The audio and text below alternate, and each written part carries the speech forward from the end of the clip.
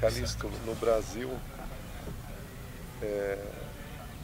Calixto, au Brésil, nous sommes aujourd'hui plus de 380 ethnies indigènes, presque 70 000 personnes. C'est peu, très peu, moins d'1% de la population du Brésil.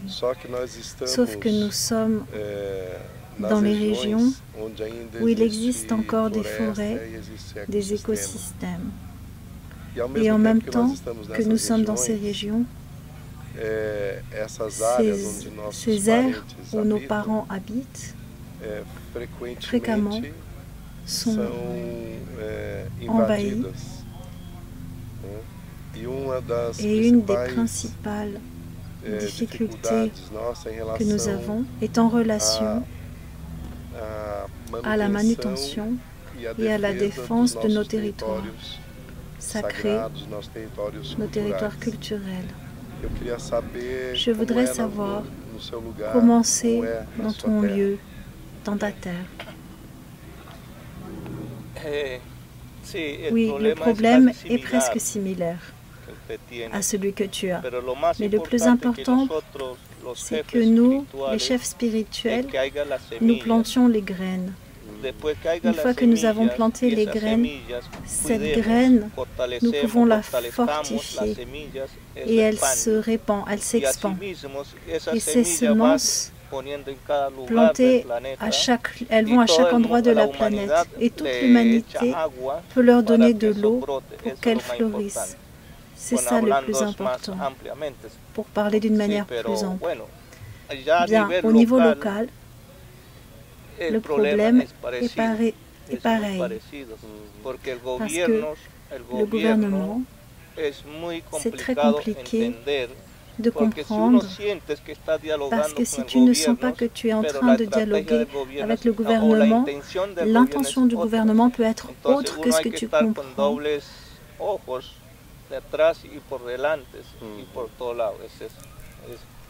C'est similaire le problème.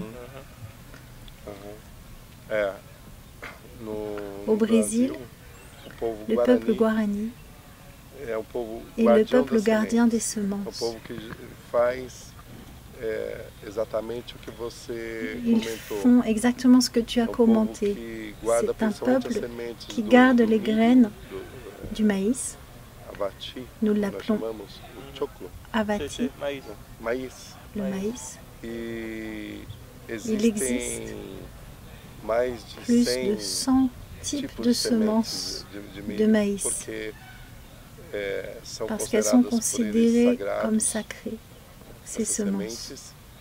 Et ils cherchent à garder les semences pures et aussi à les multiplier et à les partager dans le sud et le sud-est du Brésil et en allant vers le Paraguay. Le peuple Krao, qui est un peuple là du nord du Brésil, est presque éteint parce qu'il a perdu ses graines. Dans les années 90, ils ont commencé à récupérer leurs graines et aujourd'hui, le peuple à nouveau s'est remis à croître. Oui, réellement, cela se passe. En même temps, les terres qui sont envahies, normalement, elles sont peuplées d'un type d'agriculture qui emplit la terre d'agrotoxiques et l'empoisonne et envenime aussi les fleuves. Nous sommes très préoccupés par cela. Sauf que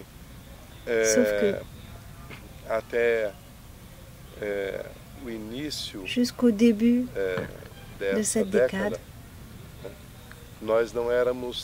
nous n'étions pas autant unis. Maintenant, nous faisons un effort afin de pouvoir nous unir plus et communiquer plus. Parce que comme nous sommes de petites communautés,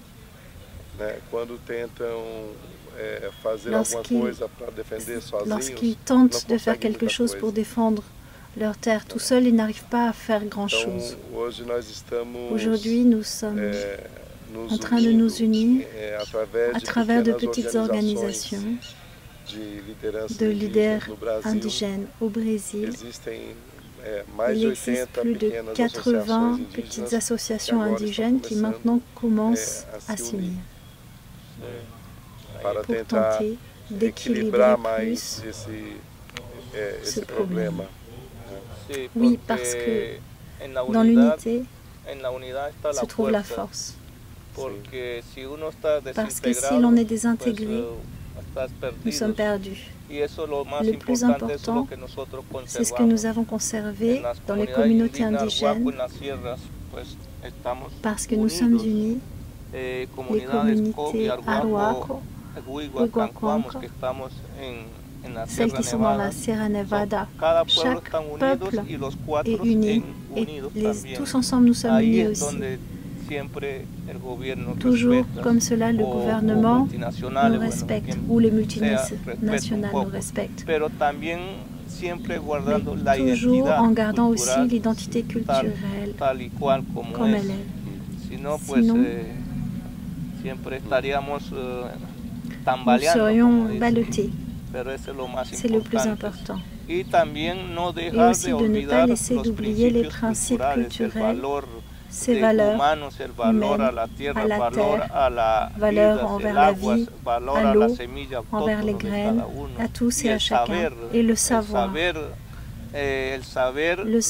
tous qui nous intéresse, la sagesse autochtone, les lois qui ne changent pas. Le monde politique a des lois qui changent à chaque fois pour convaincre les gens et les emmener. Mais il y a des lois qui ne changent pas et que nous devons conserver. C'est de cela dont nous parlons. C'est ce que les anciens nous enseignent. La société plus urbaine de ton pays respecte actuellement plus les cultures traditionnelles. La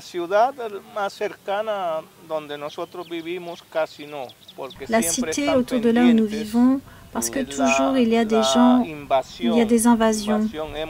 Nous avons eu des problèmes de situation, problèmes avec la religion, problèmes avec les addictions, avec la guerre, avec la médecine aussi. Parce qu'ils nous donnent beaucoup de médicaments, une médecine pour nous attaquer, et les aliments aussi. Mais toujours les leaders sont attentifs et ils protègent et ils prennent soin. C'est ça le rôle du leader. Donc il existe le même problème que celui qui existe au Brésil. Le manque de respect à notre spiritualité traditionnelle. Il existe aussi de nombreuses tribus, principalement dans l'Amazonie, où l'invasion des religions fondamentalistes, des religions dogmatiques qui ne respectent pas la culture locale. Nous aussi avons ce problème-là. C'est pour cela que nous cherchons dans les grandes villes à promouvoir des rencontres où nous pouvons dialoguer avec la société afin de former une culture de respect à la diversité, pour former une culture de paix. C'est une des stratégies que nous cherchons à faire. Entrer dans les grandes villes à travers de petites rencontres, des séminaires, afin de sensibiliser les personnes. Comment faites-vous? Oui, il y a une histoire. En 1916 est arrivé un prêtre dans notre territoire indigène. Avant, il n'y avait pas d'éducation, il n'y avait rien. Nous n'avions pas ce type de problème. Tous les commerçants qui entraient, ils achetaient leurs affaires et puis après ils s'en allaient parce que nous ne savons pas communiquer. Mais un des leaders a demandé un professeur au gouvernement, envoyez-nous quelqu'un. Et il nous a envoyé une mission capucine et il s'est installé dans le territoire indigène. Ça a duré 60 ans. En 60 ans, déjà, il était en train de christianiser tout le monde, les leaders spirituels, les mamoulos. Ils nous ont coupé les cheveux parce qu'ils disaient que ça c'était le diable. Les vêtements, tout ça. Nous vivions désunis, chacun dans sa maison.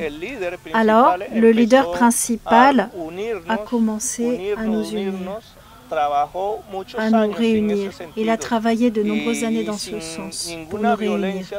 Sans aucune violence, nous avons pu réussir à mettre fin à cela et le faire partir en 1984. C'était un travail très intense, mais ce que j'ai compris, y compris les prêtres qui étaient dans les monastères, il parlait avec le chef spirituel, cela nous a aidés et il s'est marié. Le sacerdote qui nous a aidés, il s'est marié.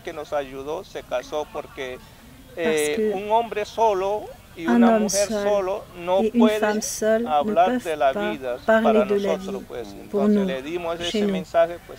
Donc ce message, ça a été un travail très bien, très bonito.